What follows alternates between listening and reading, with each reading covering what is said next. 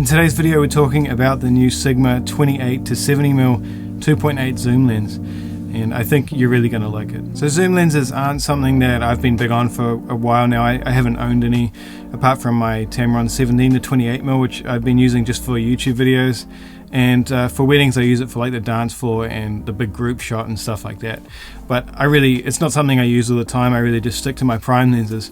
However, lately I have been thinking about getting a 28 to 70 or 24 to 70, whichever one turns out to be the best, for using in the ceremony, so I can just use one camera and just be a little bit more freer. And I've also been doing a little bit more commercial work, and a 24 to 70 would be a really helpful addition for that kind of photography. But with all that being said, today we're talking about the 28 to 70mm 2.8 Sigma lens that's just come out. It's just hit stores now in New Zealand. I don't know if it's available overseas or not. I'm pretty sure it would be. And I also happen to have the Sony 24 to 70 G Master. It's an older copy that Sony lent me, which I was going to use to go on my trip coming up in a couple of days. And I just went to Auckland Camera Centre and picked up the Tamron 28 to 75. I'm probably going to mix these millimeter measurements up, so if I need to correct anything, make sure you guys check the comments or the description.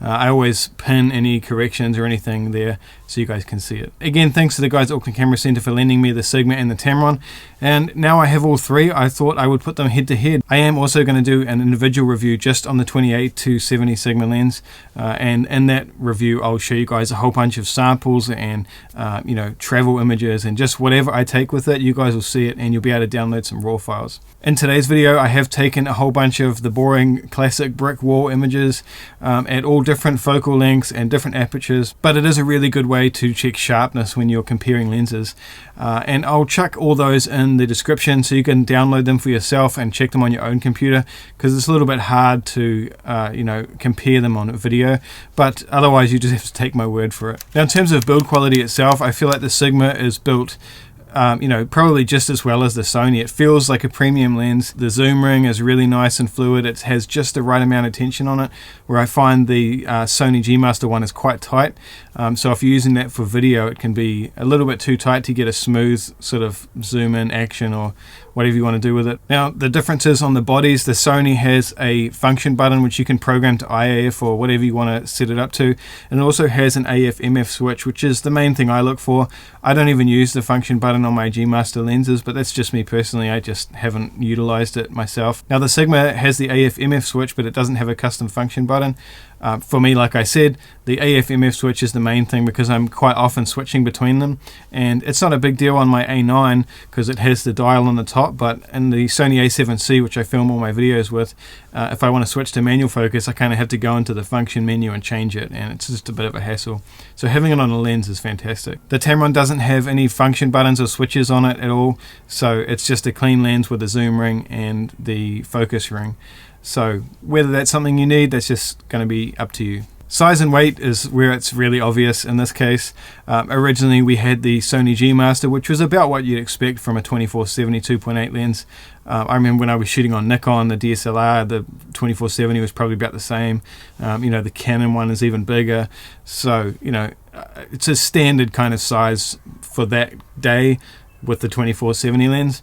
And then the Tamron came out and it was obviously way lighter, way cheaper, way smaller, and the Sigma is quite a bit smaller again than the Tamron. If I have my A7C with the 28 to 70 Sigma mounted on it and I stand it on its lens, like you've probably seen in the thumbnail, it's the same height as just the G Master lens on its own, which is pretty funny.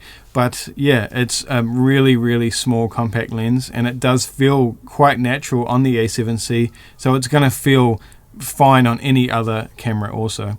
The Tamron is probably a bit lighter, I would think. I haven't checked the specs, but I'll put them up here so you can see if it's something you're interested in. But the Tamron is still really light. They are much closer together than the G Master, but the ultimate kind of travel package would be the Sigma by far. It's really compact. The other thing to mention with the Sigma is the zoom ring is backwards compared to the Sony and the Tamron anyway, which is kind of annoying, honestly. I mean, you guys should just all talk to each other and just decide which way you want to turn, but whatever. I don't think it's going to be a deal breaker unless you're using like a 2470 Sigma and then the 70-200 G Master.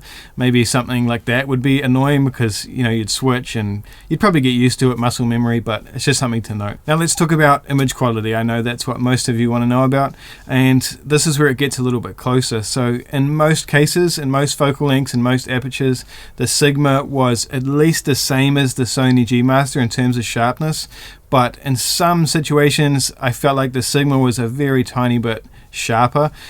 So you guys should just download the raw files and compare it for yourselves. But in terms of sharpness, the Sony and the Sigma are very, very close. If not, sometimes the Sigma may be a little bit sharper, but all three of them are great. And you know, when you're not comparing them side by side at 100% like this, I don't think it matters. Now the Tamron falls a little bit behind. It is definitely a little bit less sharp than the other two, but again, it's still a fantastic lens, and I don't think sharpness is an issue with any of them. Now, talking about distortion, they all have pretty bad distortion, honestly. I don't know if it's a big deal nowadays because the Lightroom corrections pretty much fix it. Obviously, you're losing a little bit of crop the worse the distortion is, but they all have pretty noticeable distortion. And yeah, I think the Sigma is the worst. Not by a long shot, but it definitely has worse distortion than the Sony and the Tamron.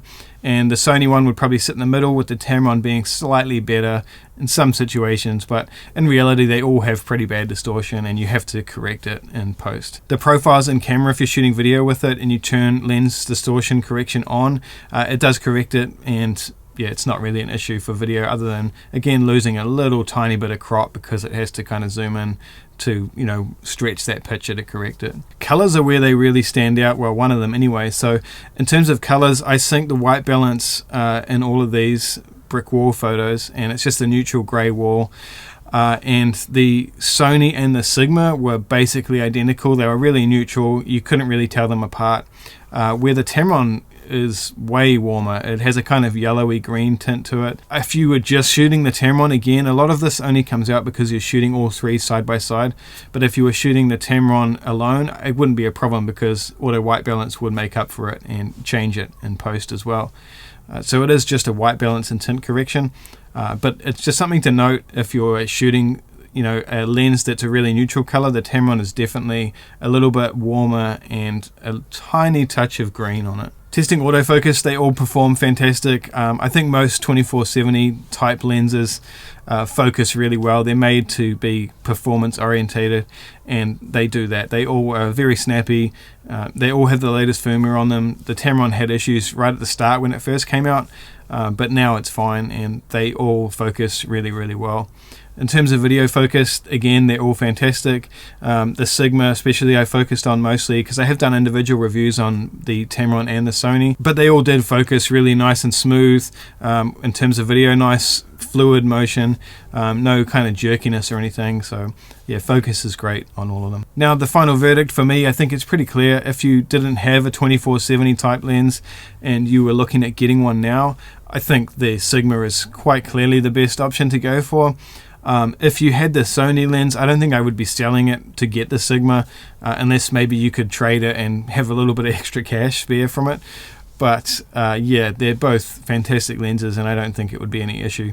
It's just with the price, you know, it's a little bit more than the Tamron, but quite a bit less than the Sony, and it's still a fantastic lens, and in a lot of ways slightly better. So yeah, I think overall the Sigma, if you didn't have one, like I said, is the best way to go.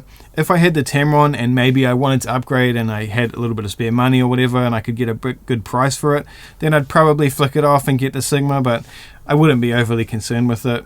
I think it's funny how the more years I shoot professionally, the less I kind of care about sharpness and stuff these days because, you know, as I said in the start, they're all fantastic. They all do a great job.